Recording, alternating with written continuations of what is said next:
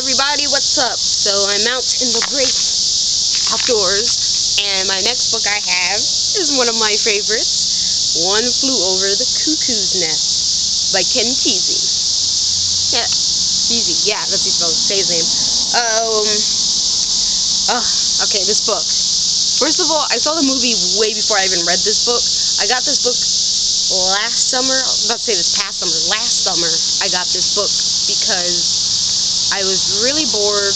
I started my first semester of college, and I was really bored. I only had 2 classes. I was like, I need a book to read. I got this off of Amazon for like $4.30 or whatever, and because I really liked the movie, and so I thought I would read the book. Okay. One Flew Over the Cuckoo's Nest.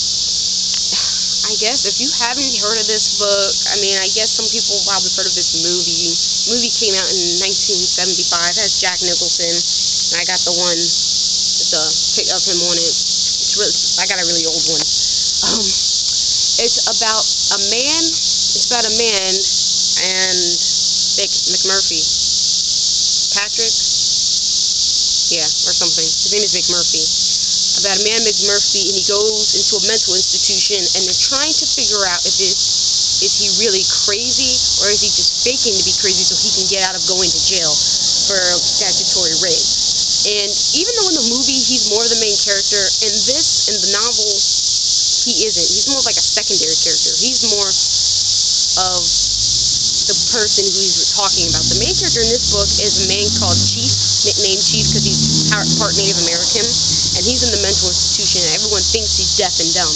But as you realize right in the beginning is that he's not deaf and he's not dumb, and he hears everything that goes on and sees everything that goes on in the mental institution. He's been there for like years. And then McMurphy comes, and he's more of narrating what's going on about him in the book. And I like how he's the main character, because I really like the Chief. I like him, but in the movie, he's like kind of a side character. He's like, I guess, a secondary character. And it's really just about how McMurphy stands up to the head nurse, and her name is Nurse Ratchet, and how she runs this institution with an iron fist, because she's abusing her power over the patients, over the men. And the man who wrote this, Ken Kesey, wrote it because he worked in a mental institution, and he saw how the patients were being treated, and he wrote this book about it. And I just really think this is a really good book. Whether you've seen the movie or not, or haven't even watched the movie, and if you've watched it and don't like the movie, you may like the book, because it really gets into some deep things about people abusing their power, and how people may act, submissive people, and how the patients' lives are in this book. Because even though most of these patients are, they don't have to be here if they don't want to. They sign themselves in so they can sign themselves out. And it's like, why would they stay in such an environment? And, the patients are also a big part. They kind of explain about every patient on this floor of the ward. You got all these guys have different problems. And we all see it through the Chief's eyes. The way it's written so realistically, like real people are talking, like it sounds something real, not something off a script. The writing isn't stiff, it flows very well, it sounds very unique. Because before I bought the book, I think, I was listening to the audio tape, and I got it off of like YouTube or something. I didn't get the whole thing, and I was just listening to it, and actually who was reading it was the author. And I'm just listening to him reading this, and I'm like, I really like this. And I don't know, I just really liked how he read it, because it sounds like real people, and he did like a different kind of voice for each person, and I don't know, it was really interesting. Who also abuses their power are the nurses' assistants, I guess. They call them the black boys. I think that's kind of funny, because they all are black. And the thing is, it's weird, because in society around the 70s, black people wouldn't have any power, really. But in the mental institution, they have more power and authority over the patients themselves. So they kind of abuse that. They treat the patients really mean, and they don't treat them that well. Some other underlying things is about the Chief, and if he's really crazy or not. Was he crazy before he went in? Was he crazy after being in there? I think he has like schizophrenia, because he has schizophrenia, which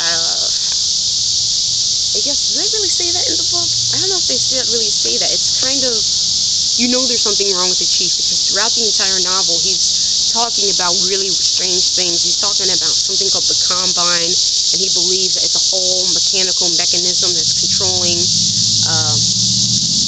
the people, controlling the patients and what they do, and they put stuff inside your head, and it was just really weird. Like, if you didn't know what was going on, it'd be kind of weird. But I had something going into this. I already saw the movie, but it just sounded really weird, because you're like, what is he talking about? Is this something that's real or not?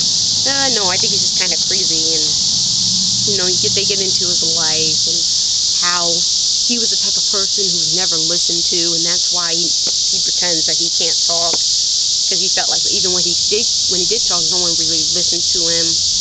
And it's just about their life in the mental institution, how he befriends McMurphy, and how they try to stand up for, all what's right and stuff. But it's really interesting. I don't know if it's kind of funny. It's really drama, and the ending is really good. Like, I think I didn't read, like, the last few pages, because I just stopped reading this book. But I already know what's going to happen, but I was trying to get there. What else? What are the Cuckoo's Nest? I did this for a project, actually, this past spring semester. Not really a project. We just had to write a page on a book that we had gotten. I did this one because I already read it, and I already knew it. And my teacher said, you could write a whole report on this, and it's true, you really could, because there's so much to really talk about this book. There's so many different themes and underlining tones, and what else can I say about the book? Definitely read this book. If you're a reader and you're looking for a good book and you haven't read One Flew Over the Cuckoo's Nest, it's good. Even the title makes you want to read it. If you've heard of it, like you've seen the movie, never read the book, I suggest you read the book, because it's way better. I don't really know why I like the movie so much. I just thought it was different from all the movies I'd seen previously. I actually own the movie. I finally bought that, and I bought that for really cheap, and I'm so happy. It was special to this.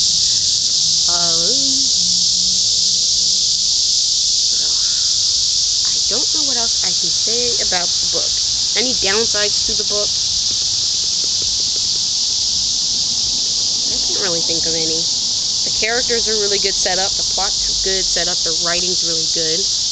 What else do you need to know?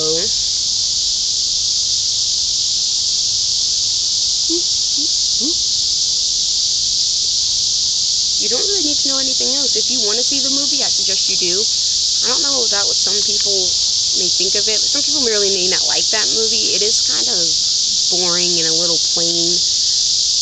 But compared to the book, it really isn't, because the book has more detail. It has more life to it. The book has more life than what the movie does. I don't know why I like the movie so much. I just like the movie. Most people I wouldn't think would like that movie, but I do. So read the book, watch the movie if you want to, but I really say you should read the book, One Flew Over the Cuckoo's Nest. I really like that book, and I feel like after I'm done with this video, I'm going to have so much to say about it. I'm going to be like, oh, I should put that in this video. But I can't remember anything else I want to say, other than all the underlying themes, but I don't want to go into all of that, or going into all the characters, because all the characters are really interesting, and I don't want to do all that. Like, one of the men, it's really hard to tell if he's a homosexual or not, and he has problems with his wife, and he's sort of the leader of all the crazy people. Another one's pretty young. They never say how old he is, but he's a young guy. He kind of stutters and tried to kill himself.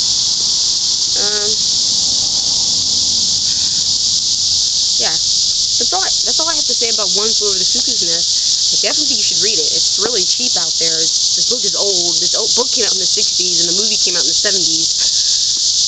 So if you really want a good book, I really suggest One Flew Over the Cuckoo's Nest, because it's really interesting to me. Length. Let's see, this one, 272 pages, so it really isn't that long. I got a really small, old book, paperback. So length, it's not really that bad, and if it's really good. The print is very small. Well, the one I have is pretty small. Or just listen to the audio, because that's really interesting. People who don't like to read should listen to audios. Those are really great. I would listen to the whole thing of this audio if I could find it. It's really more interesting to listen to it anyway. So yeah, that's all I have to say. I hope I can make another video soon, and I shall see you next time.